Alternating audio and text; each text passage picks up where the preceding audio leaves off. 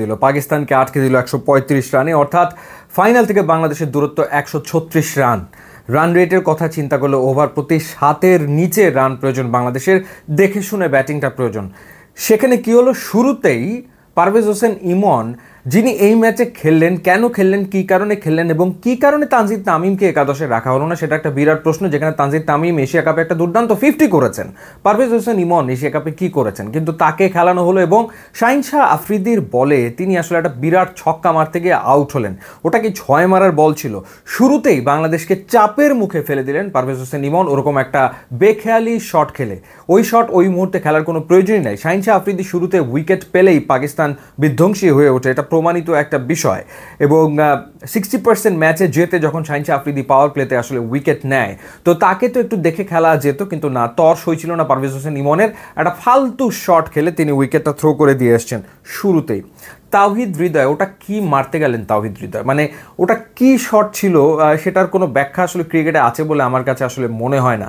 সাইফ হাসান একদিকে আছে, Saif Hasan inform cricketer, back to back 2টা 50 করেছে। তাওহিদ হৃদয় সিঙ্গেল নিয়ে সাইফ হাসানকে খেলালেই হতো না, তাকেও আসলে নায়ক বনে যেতে হবে এবং তিনি নায়ক বন থেকে নিজের উইকেটটা থ্রো করে দিয়ে চলে এলেন। সাইফ হাসান তিনি আসলে লিডিং এজে আউট হয়ে গেছেন, কিছু করার নেই। ওই একটা উইকেট বাদ দিলে বাকি সবগুলো উইকেট বাংলাদেশের ব্যাটাররা রীতিমতো উপহার দিয়ে আসছে পাকিস্তানকে। তারা যেন চাইছিল যে ইন্ডিয়া পাকিস্তান এশিয়া কাপের ফাইনাল হোক, এমনটাই আসলে মনে হয়েছে। এরপরে শেখ মাহাদিকে ব্যাটিং অর্ডারে প্রমোট করা হয়েছে এবং সেও আসলে ছক্কা মারতে গিয়ে তিনিও আসলে আউট হয়েছে।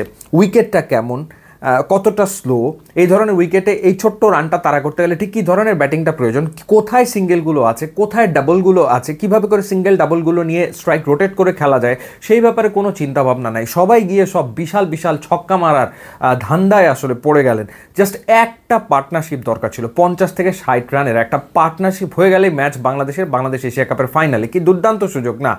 সবাই গিয়ে হিরো হতে চেয়েছেন এবং সবাই গিয়ে শুধুমাত্র 6ই মারতে চেয়েছেন। 10 ওভারের ভেতরে 5টা ছক্কা মারা হয়ে গেছে বাংলাদেশের ব্যাটারদের। এর ভেতরে অবশ্য সাইফ হাসান মেরেছেন 2টা।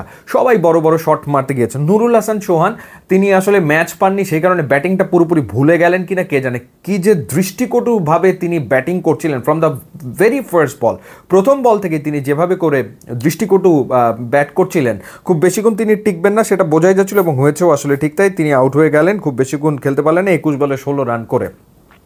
কমেন্টেটর সানি গাভাস্কার একটা কথা বলছিল যে 2টা ডট বল হওয়ার পরে 3rd বলটা ক্রুশাল হয়ে যাবে, এখনই একটা ছক্কা মারতে যাবে এবং এখনই উইকেট পড়ার চান্স। হয়েছেও ঠিক তাই, 2টা ডট বল, এরপরে একটা বড় শট খেলার চেষ্টায় একের পর এক উইকেট আসলে বাংলাদেশের ব্যাটাররা দিয়ে গেছে। জাকের আলী অনেক একই ঘটনা ঘটিয়েছেন, তিনি নাকি ফিনিশার। কি ফিনিশার কিছু বুঝে উঠতে পারলাম না। পুরো এশিয়া কাপে না কোনো ছক্কা আছে, না কিছু আছে, না কোনো বড় শট আছে, না ভালো কোনো ইনিংস আছে, কিছুই আসলে নাই। এবং যেখানে তার দলেই থাকার কথা না, দলে থাকাটাই প্রশ্নবিদ্ধ, সেখানে তাকে ব্যাক টু ব্যাক 2টা ইম্পর্টেন্ট ম্যাচে ক্যাপ্টেন্সিও আসলে দিয়ে দেওয়া হলো।